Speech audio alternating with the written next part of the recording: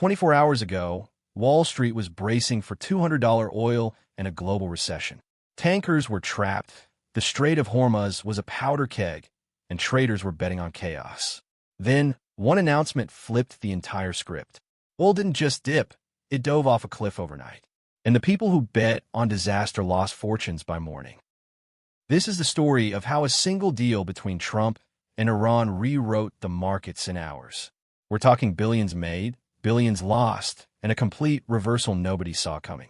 The Dow ripped to a brand new all-time high. Oil cratered, and one of the biggest fear trades in years got obliterated. Let's start at the moment everything was about to break. For weeks, the world had been holding its breath. Tensions between the U.S. and Iran had been climbing toward a boiling point. The flashpoint was the Strait of Hormuz, a narrow stretch of water you've probably never thought about. But it controls the fate of the entire global economy. Roughly 20% of the world's oil passes through it every single day. Think about that. 1/5 of the planet's oil squeezes through a channel barely 20 miles wide at its narrowest. If Iran shut it down, the price of crude could explode overnight. Analysts have been throwing around terrifying numbers. $150, $180, even $200 a barrel. That kind of spike wouldn't just hurt. It would slam every economy on Earth at once. And the market knew it. Investors have been quietly piling into the fear trade. They bought oil stocks. They bought oil futures. They loaded up on options betting crude would skyrocket. Energy companies surged for weeks as traders positioned for war. It felt like easy money. The story seemed obvious. Conflict was coming, and oil only goes one direction in a crisis: up. Hedge funds had built massive positions. Some firms were sitting on bets worth billions of dollars, all riding on chaos in the Middle East. The logic was airtight on paper. War premium gets priced in oil. Oil rises. Energy stocks moon. And anyone short the market gets crushed. Everyone was leaning the same direction. That's exactly the setup that makes markets dangerous. Because here's the thing about crowded trades. When everyone's standing on the same side of the boat, it doesn't take much to tip it over. All it takes is one piece of news that nobody expected. And on June 15th, that piece of news landed like a bomb. Except it was a peace bomb. Trump stepped up to a microphone and changed everything. The announcement was simple but stunning. The United States and Iran had reached a tentative framework to end their war. A deal. A de-escalation. The thing nobody on Wall Street had priced in. For weeks the market had been preparing for fireworks. Instead, it got a handshake. And the reaction was instant, violent, and impossible to ignore. Within minutes, oil prices started falling. Not drifting lower, collapsing. The war premium that had been baked into crude for weeks evaporated in real time. Why hold oil at war prices when there's no war? Traders rushed for the exits all at once. And when everyone sells at the same moment, the floor disappears. Crude tumbled hard and fast. Now flip to the stock market. The exact opposite happened. The thing that had been terrifying investors, a closed strait, an oil shock, a possible recession, suddenly vanished from the table. Relief flooded in. The Nasdaq jumped a staggering 795 points. The Dow blasted to a brand new record high. It was a full-blown melt-up. Picture the trading floor in that moment. Screens flashing green everywhere. The Dow climbing minute by minute. Tech stocks ripping higher. Nvidia jumped as the markets soared on peace hopes. Micron, SanDisk, Corning, Dell, name after name lit up. The fear that had gripped the market for weeks turned into pure euphoria almost instantly. But not everyone was celebrating. Remember those traders who bet on chaos? The ones long oil, long energy, betting war would send crude to 200? They just got run over. Their positions went from genius to disaster in a single session. The war premium they were counting on didn't just shrink. It got erased. Billions in paper gains turned to losses. This is the brutal part of markets people forget. Every dramatic move creates winners and losers on opposite sides of the same trade. The investors betting on peace and cheaper oil, airlines, consumers, transport companies, they cashed in big. The ones betting on war and expensive oil got demolished. Same news, wildly different outcomes. That's how fast fortunes flip on Wall Street. Let's talk about who actually won. Start with airlines. Jet fuel is one of their biggest costs. When oil crashes, their margins instantly improve. JetBlue was even making headlines with new Florida plans. Lower fuel means cheaper flying, fatter profits, happier shareholders.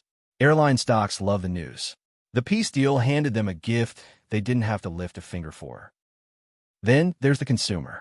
Lower oil eventually means lower gas prices at the pump. That's more money in regular people's pockets. And when people have more to spend, the whole economy breathes easier. It also takes pressure off inflation. Cheaper energy ripples through everything: transportation, manufacturing, shipping. The deal didn't just calm the market. It quietly helped millions of ordinary Americans. And the timing could not have been more dramatic, because this Iran deal didn't land in a quiet week. It landed in the middle of one of the wildest stretches the stock market has ever seen. Just days earlier, SpaceX had pulled off a blockbuster IPO that sent shockwaves through Wall Street. The market was already electric. The Iran deal poured gasoline on it. Suddenly, you had two massive forces hitting at once: a historic IPO lifting sentiment, and a peace deal removing the biggest threat on the horizon. The combination was explosive. Money rushed back into stocks. Risk appetite came roaring back. The wall of worry that had loomed over investors for weeks suddenly looked a whole lot smaller. Everyone wanted in. But let's slow down on the oil story, because it's the real heart of this. Oil isn't just another commodity. It's the bloodstream of the global economy.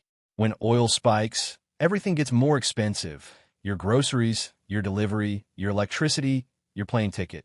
So when crude crashes on a peace deal, the relief spreads everywhere at once. This was bigger than one trade. The Strait of Hormuz was the key to all of it. As long as that channel stayed open and safe, oil could flow freely. The whole nightmare scenario depended on it being blocked. With a deal on the table, the threat of closure faded fast. And the Wall Street Journal pointed out something wild. Stocks had even more room to fly if Hormuz fully reopened. Think about how strange this is. A tiny strip of water on the other side of the planet held the fate of trillions of dollars in market value. One government announcement decided whether oil went to 200 or back toward normal. That's the hidden machinery of global finance. Most people never see it. But on this day, it was impossible to ignore. Now, here's a question worth asking.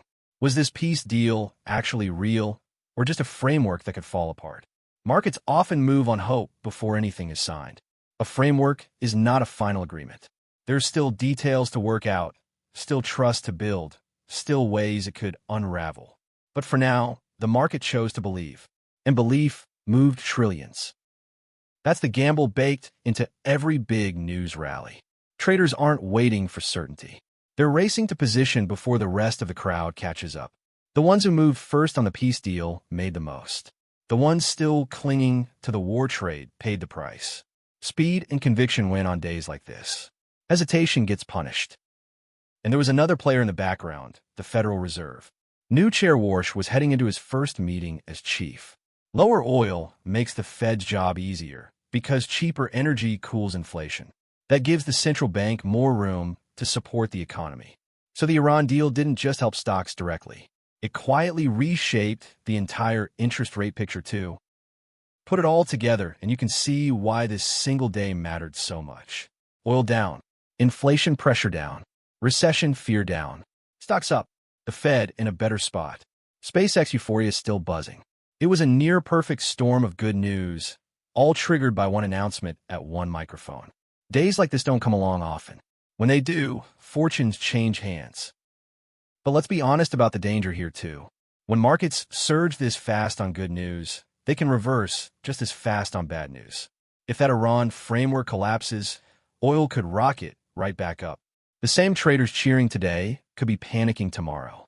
That's the double-edged sword of trading on geopolitics. The story can flip again at any moment. We've seen this movie before. Peace deals get announced, markets rip higher, and then reality sets in. Sometimes the deal holds and the rally sticks. Sometimes it falls apart and everything reverses. Nobody knows yet which version this is. But the speed of the move tells you exactly how nervous and hopeful investors were all at the same time. Here's the bigger lesson in all of this. The biggest market moves rarely come from earnings or economic data. They come from surprise, from the thing nobody had priced in. War was priced in. Peace was not. So when peace showed up, the reaction was enormous. The crowd was leaning one way, and the news kicked it the other way hard. It's a reminder that consensus is dangerous. When every analyst, every trader, and every headline agrees on the same outcome, the market is most vulnerable to the opposite. The fear trade was the consensus. Everyone expected chaos. And the moment that consensus cracked, the unwind was brutal and fast. The lesson costs some people a fortune. It teaches the rest of us for free. So what happens next? That's the trillion-dollar question. The market is now riding a wave of optimism. SpaceX, the Iran deal, falling oil, a new Fed chair. If the peace holds and Hormuz stays open, this rally could have serious legs. Some analysts think there's even more room to run. The fear that defined the last few weeks has flipped into something close to greed. But smart investors keep one eye on the exits, because the same speed that powered this rally up can power it back down. Geopolitical deals are fragile. Frameworks fall apart. Oil is one headline away from spiking again. The market made a giant bet on peace this week. Now it has to hope that bet pays off. The next move could be just as dramatic. Let's zoom out one more time. In a single day, the Dow hit a record. Oil collapsed. The fear trade got wiped out. Airlines and consumers won. War bettors lost. And all of it traced back to one tiny strait and one surprise announcement. That's the power of a single piece of news in a world wired together by markets. One headline, trillions in motion. What makes stories like this so wild is how invisible the stakes are until they explode. Most people never thought about the Strait of Hormuz before this week. Now it just helped reshape their retirement accounts, their gas bill, and their grocery prices. The biggest forces in your financial life often hide in places you'd never expect. This was one of them. And here's the part to remember. Whether the deal holds or breaks, this week proved how fast the entire game can change. One announcement turned panic into euphoria. One handshake erased a war premium. One strait decided the direction of trillions. That's the kind of money story that defines a year. And we may only be at the beginning of where it goes next. So watch oil closely in the coming days. Watch whether that framework with Iran actually becomes a real deal. Watch the Fed, watch the strait, and watch how the market reacts to every new headline. Because in moments like these, the next twist could come at any second. The investors paying attention will be the ones ready when it does. If you found this breakdown valuable, do one quick thing for me. Hit that subscribe button and turn on notifications so you never miss the next big money story. We track the biggest moves in markets, business, and the people behind them. The trillion-dollar shifts most people miss until it's too late. Thanks for watching Money Stories. See you in the next one.